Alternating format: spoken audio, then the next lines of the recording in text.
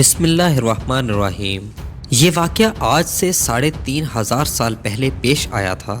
فرعون کے ڈوب کر مرنے کے بعد سمندر نے اس کی لاش کو اللہ کے حکم سے باہر پھینک دیا، جبکہ باقی لشکر کا کوئی نام و نشان نہ ملا۔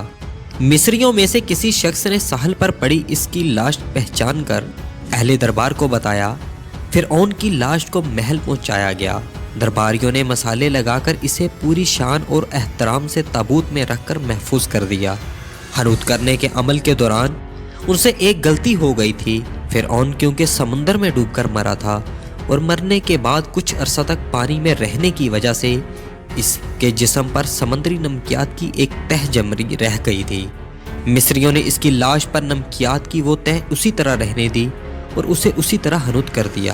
وقت گزرتا رہا۔ زمین و آسمان نے بہت سے انقلاب دیکھے جن کے گرد کے نیچے سب کچھ چھپ گیا، حتیٰ کہ فرعون کی حنوط شدہ لاشیں بھی زمین کی تہوں میں چھپ گئیں۔ ان کے نام صرف کتابوں، ان کی تعمیرات اور لوگوں کے ذہنوں میں رہ گئے۔ اس واقعے کے 2000 سال بعد اس دنیا میں اللہ کے آخری نبی حضرت محمد مصطفیٰ صلی اللہ علیہ وآلہ وسلم تشریف لائے۔ ان پر نازل ہونے والی آخری کتاب میں فرعونوں کے قصے بڑی تفصیل کے ساتھ بیان کیے گئے تھے، اور اسی سلسلے میں اسی فرعون کا جسم محفوظ کرنے کی بابت آیت بھی نازل ہوئی تھی، جس کی سچائی پر سب اہل ایمان کا پختہ یقین تو تھا، لیکن وہ سمجھنے سے قاصر تھے کہ اس خدائی کا دعویٰ کرنے والے کی لاش کہاں محفوظ کی گئی اور کیسے اسے عبرت کا نشان بنایا جائے گا۔ 1871 میں مصر کے ایک شہر الگورنیا سے تعلق رکھنے والے غریب اور معمولی چور کے احمد عبدالرسول کو فرعونوں کی حنوط شدہ لاشوں کی طرف جانے والے خفیہ راستے تک رسائی مل گئی۔ احمد عبدالرسول نوادرات چوری کر کے بیچا کرتا تھا۔ ایک دن وہ دریائے نیل کے کنارے کے قریب تبیسا کے مقام پر اسی سلسلے میں پھر رہا تھا جب اسے ایک خفیہ راستے کا پتہ چلا۔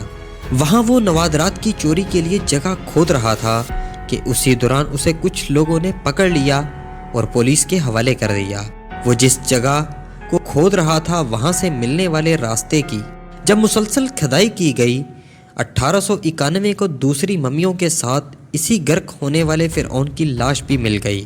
اس کے کفن پر سینے کا مقام پر اس کا نام لکھا ہوا تھا۔ ان ممیوں کو ماہرین قاہرہ لے گئے۔ جب ان ممیوں کا تفصیل سے جائزہ لیا گیا تو فرعون والی ممی پر جمی نمکیات کی تہ سے تصدیق ہو گئی کہ یہ وہی فرعون ہے جسے اللہ نے پانی میں غرق کر کے بدترین انجام سے ہمکنار کیا تھا۔ یہ بہت بڑا واقعہ تھا۔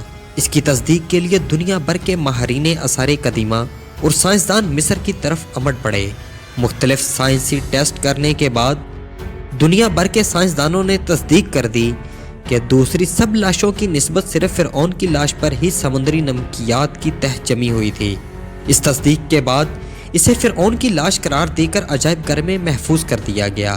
فرعون کی ممی خراب ہونے لگی تو اس وقت کی مصری حکومت نے فرانس کی حکومت کو درخواست کی کہ فرعون کی ممی کو خراب ہونے سے بچایا جائے، نیز جدید سائنسی ذرائع سے اس کی موت کی وجہ بھی معلوم کی جائے۔ چنانچہ مصری اور فرانسیسی حکومت نے مل کر ممی کو فرانس لے جانے کا انتظام کیا۔ جب فرعون کی لاش کو فرانس پہنچایا گیا تو ایئرپورٹ پر اس دور کے فرانسیسی صدر بذات خود حکومت کے اعلی عہدیداروں، تمام وزراء اور فوج کے افسران کے ساتھ استقبال کے لیے موجود تھے۔ فرعون کی لاش کا استقبال کسی عظیم زندہ بادشاہ کی طرح کیا گیا۔ فوجی دستوں نے سلامی دی۔ فرعون کی ممی کو ماہر ڈاکٹروں کی ٹیم کے حوالے کیا گیا۔ اس ٹیم کی سربراہی ڈاکٹر مورس بوکاؤ نے کی تھی۔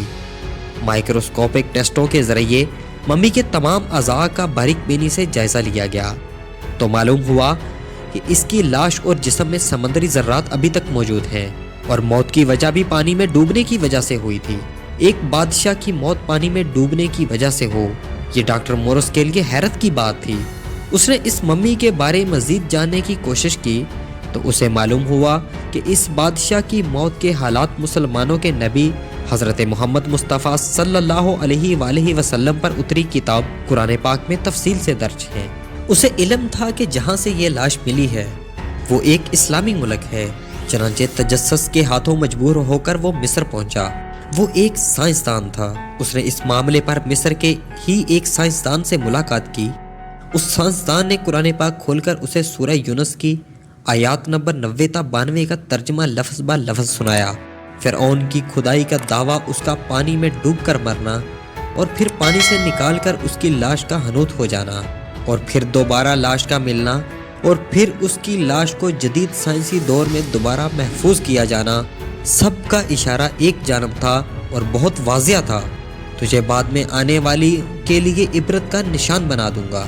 فرعون کی لاش ایک ایسے محفوظ کر کے دنیا کے سامنے لا کر رکھ دی گئی ہے کہ انٹرنیٹ کی ایک کلک پر رسائی اور جرائد پر، ٹی وی چینلز پر اور عجائب گھر میں اربوں انسانوں کی آنکھوں کے سامنے کریا اور پچ کی قابل ترس حالت میں موجود ہے، عبرت کے لیے، سوچنے کے لیے کہ عبادت کے لائق اور ہمیشہ رہنے والا وہی ہے جو سب کا خالق اور رازق ہے۔